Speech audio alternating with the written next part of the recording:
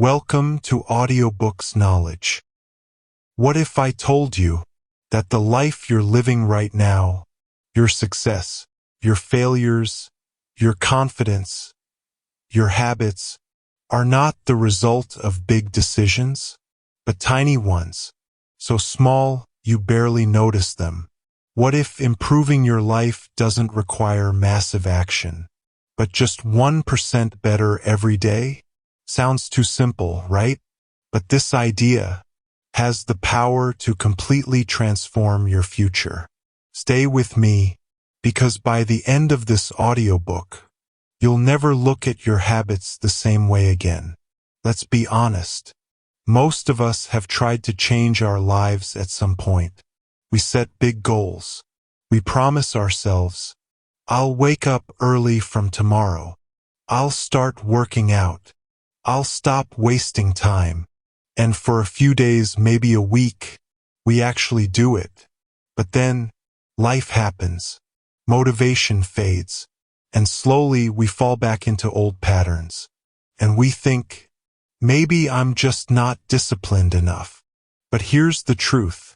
You don't rise to the level of your goals. You fall to the level of your systems. That's what this journey is about. Not chasing goals, but building systems, tiny habits, small changes that lead to extraordinary results. And in this audiobook, we'll break this idea into 5 powerful chapters. In Chapter 1, you'll understand how tiny changes create massive results over time. In Chapter 2, you'll discover how habits actually work deep inside your mind. In Chapter 3, you'll learn how to build good habits easily and make them stick. In Chapter 4, you'll see how to break bad habits without relying on willpower. And in Chapter 5, you'll unlock the most powerful lesson that can transform your identity and your life. So let's begin. Chapter 1. The Power of Tiny Changes. Imagine this. You improve yourself by just 1% every day. It doesn't feel like much. In fact, it feels almost useless. But over time, that small improvement compounds, just like money in a bank. After 1 year, you won't be just slightly better, you'll be 37 times better. Now flip it. If you get 1% worse every day, those small mistakes, those lazy decisions, they also compound. And slowly, silently, they pull your life down. That's the hidden power of habits. Not dramatic, not instant, but incredibly powerful over time. Let's take a simple example. Think about 2 people. Both start at the same place, same job, same background, but one person chooses to read 10 pages a day, while the other scrolls social media for those same 10 minutes. Day 1, no difference. Week 1, still nothing. Month 1, almost invisible. But after a year, one has read 15 to 20 books, gained knowledge, improved thinking. The other, still stuck in the same place. That's how habits work. They are the compound interest of self-improvement. But here's where most people go wrong. They focus too much on results. I want to lose weight. I want to earn more money. I want to be successful. But they ignore the system behind it. Because results are just outcomes. Habits are the cause. Let me say that again. Your habits are shaping your identity. Every action you take is like a vote for the kind of person you want to become. When you study, you're voting to become a learner. When you exercise, you're voting to become fit. When you procrastinate, you're voting to stay stuck. So the question is, what are you voting for every single day? And here's the most powerful shift. Stop focusing on what you want to achieve. Start focusing on who you want to become.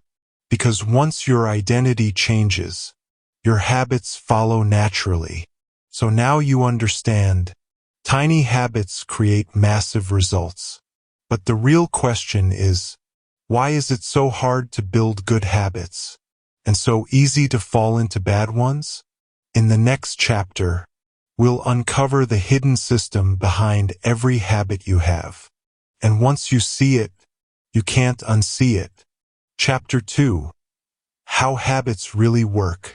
Have you ever noticed how you sometimes pick up your phone without even thinking, or open a social media app, and suddenly 20 minutes are gone? You didn't plan it. You didn't decide it consciously. It just happened. That's a habit. Every habit you have, good or bad, follows a simple loop, a pattern that runs silently in the background of your life. Once you understand this loop, you gain control. It starts with a cue, a trigger, something that grabs your attention. Could be anything. A notification on your phone, the smell of food, feeling bored, feeling stressed. Then comes the craving, not for the habit itself, but for the feeling it gives you. You don't crave your phone. You crave distraction. You don't crave junk food. You crave comfort. You don't crave scrolling. You crave escape. Next is the response, the action you take. Picking up the phone, eating the snack, opening that app, and finally, the reward, the benefit your brain receives. Relief, pleasure, satisfaction. And this reward teaches your brain something powerful. Remember this. Do it again. This is how habits are built. Cue, craving, response, reward, again and again, until it becomes automatic. Now here's the interesting part. Your brain is always looking for shortcuts.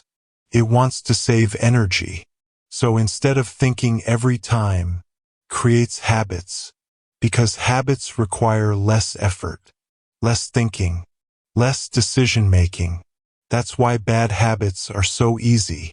They give quick rewards, instant pleasure. Scrolling feels good.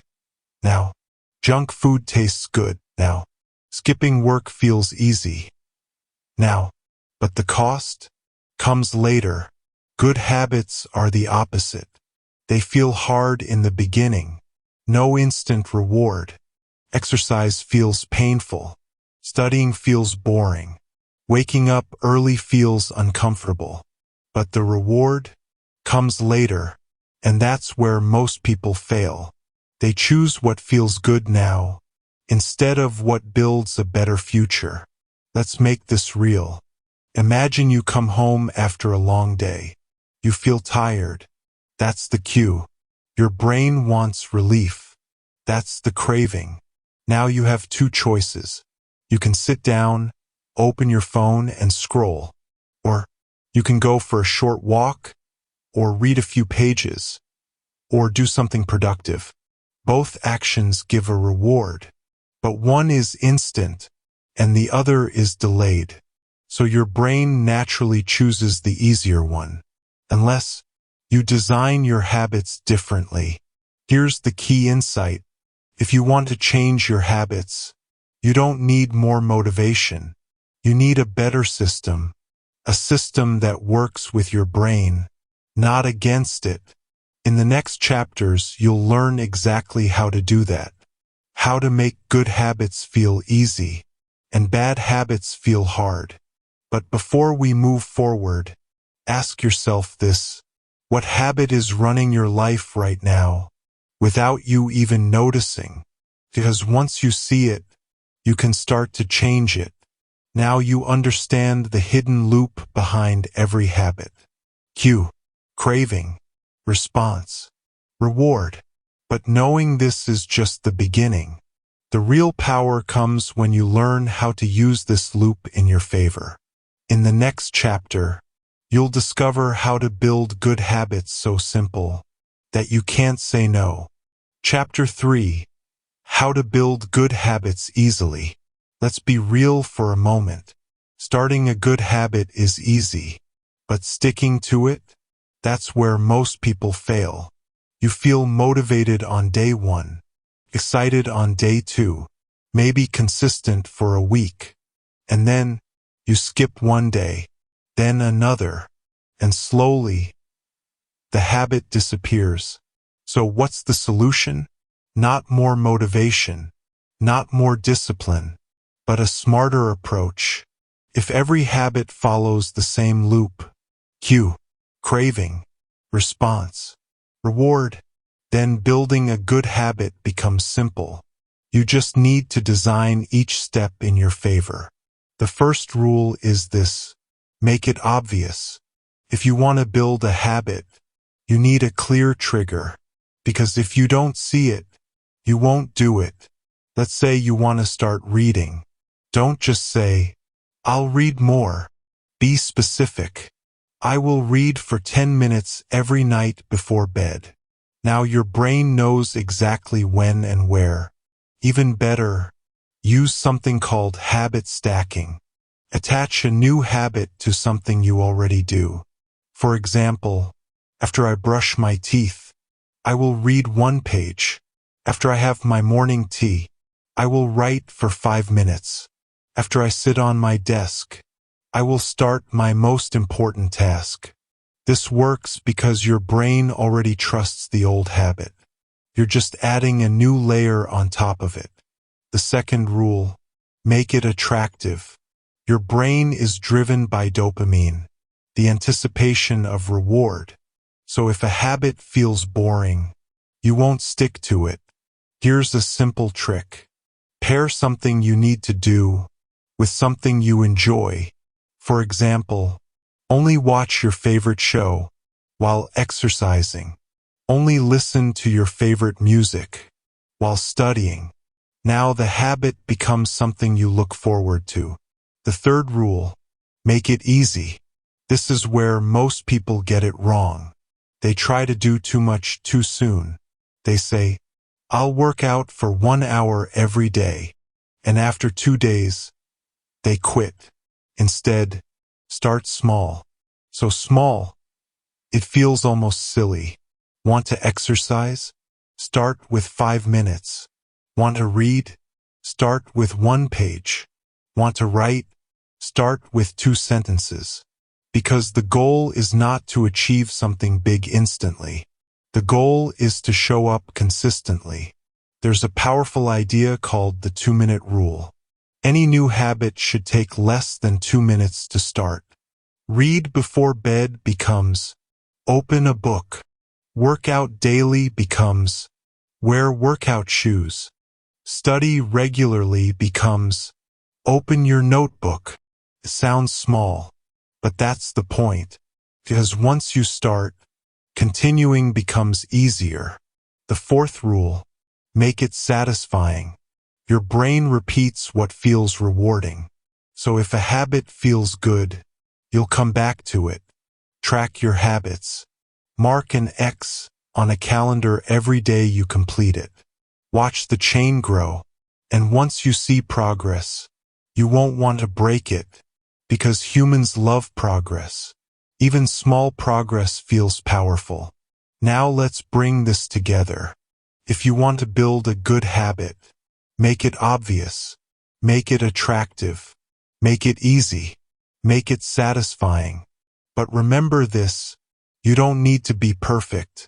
You just need to be consistent. Even if you miss 1 day, don't miss twice, because 1 mistake is an accident. 2 becomes a habit. And over time, these tiny actions will shape your identity, without force, without struggle, just naturally. So now you know how to build good habits. But there's another side to this, because while you're trying to grow, there are habits pulling you back. Bad habits, the ones that waste your time, drain your energy, and keep you stuck. In the next chapter, you'll learn how to break them without relying on willpower. Chapter 4: How to Break Bad Habits. Breaking bad habits is not about becoming stronger. It's about becoming smarter. Most people try to quit bad habits using willpower. They say, "I'll stop using my phone. I'll stop eating junk. I'll stop procrastinating." And for a while, they resist. But sooner or later, they fall back, because willpower is limited. It fades when you're tired. It disappears when you're stressed. And bad habits are strongest in those moments. So instead of fighting your habits, change the system around them. Just like building good habits had 4 rules, breaking bad habits also has 4. But this time, you reverse them. The first rule: make it invisible. If you don't see it, you won't think about it. And if you don't think about it, you won't act on it. If your phone distracts you, don't keep it next to you. Put it in another room. If junk food tempts you, don't keep it in your house. If social media wastes your time, log out or delete the app. Out of sight, out of mind. The second rule: make it unattractive. Change the way you think about the habit. Instead of seeing it as something enjoyable, see its real cost. Scrolling for hours? It's not relaxation. It's lost time. Junk food? It's not comfort. It's damage to your health. Procrastination? It's not relief. It's delayed stress. When you see the truth, the habit loses its power. The third rule: make it difficult. Increase the effort required. Because the harder something is, the less likely you are to do it. Add friction. Small obstacles. Enough to slow you down. Want to use social media less? Remove saved passwords. So every time you log in, you have to enter everything manually. That extra effort makes you pause. Want to watch less TV? Unplug it after use. Simple, but effective. The fourth rule: make it unsatisfying. Your brain avoids things that feel bad. So create consequences. Tell a friend your goal. Make yourself accountable. Or set a rule. If you break the habit, you pay a small penalty. Because when a bad habit leads to discomfort, your brain starts rejecting it. Now here's something important. Bad habits don't come from nowhere. They are solutions. Solutions to problems. You feel bored, so you scroll. You feel stressed, so you eat. You feel anxious, so you avoid work. If you want to break a bad habit, don't just remove it. Replace it. Instead of scrolling, take a short walk. Instead of junk food, drink water or eat something healthy. Instead of procrastinating, start with just 2 minutes of work. Same cue, better response. That's how real change happens. Not by force, but by replacement. And remember this: environment is stronger than motivation. If you surround yourself with distractions, you will get distracted. If you design your environment for focus, you will naturally focus. So don't rely on willpower. Design your surroundings. Because when the system is right, change becomes easier. Now you know how to build good habits and break bad ones. But there's one final piece, the most powerful idea of all. Because habits are not just about what you do, they're about who you become. In the final chapter, you'll discover how to transform your identity. And once that changes, everything changes. Chapter 5. The Identity Shift. Everything you've learned so far builds up to this one idea, the most powerful truth of all. Real change is not about what you do, it's about who you become. Most people start with outcomes. I want to lose weight. I want to be rich. I want to be successful. Some focus on processes. I'll go to the gym. I'll work harder. I'll stay consistent. But very few focus on identity. And that's where true transformation happens. Because every action you take is a reflection of the type of person you believe you are. If you believe, I'm not a disciplined person, you'll act accordingly. If you believe, I'm bad at studying, you'll avoid it. If you believe, I can't change, you won't even try. But here's the shift. Instead of asking, what do I want to achieve? Ask, who do I want to become?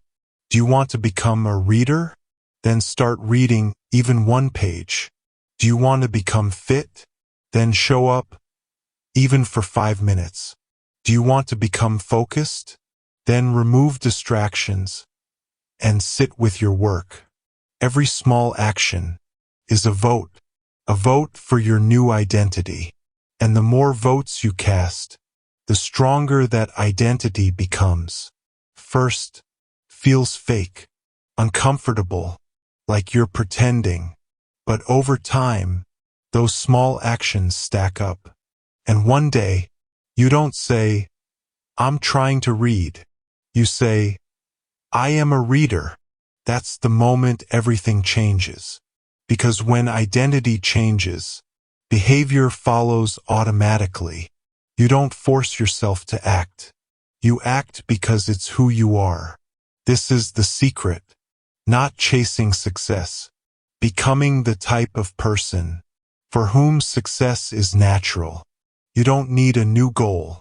You need a new identity. Because goals can fail. Systems can break. Motivation can disappear. But identity stays. So don't focus on running a marathon. Focus on becoming a runner. Don't focus on writing a book. Focus on becoming a writer. Don't focus on getting rich. Focus on becoming someone who creates value.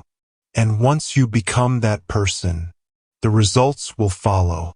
Let's bring everything together. Small habits create big change.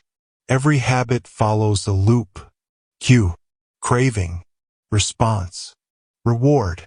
To build good habits, make them obvious, make them attractive, make them easy, make them satisfying.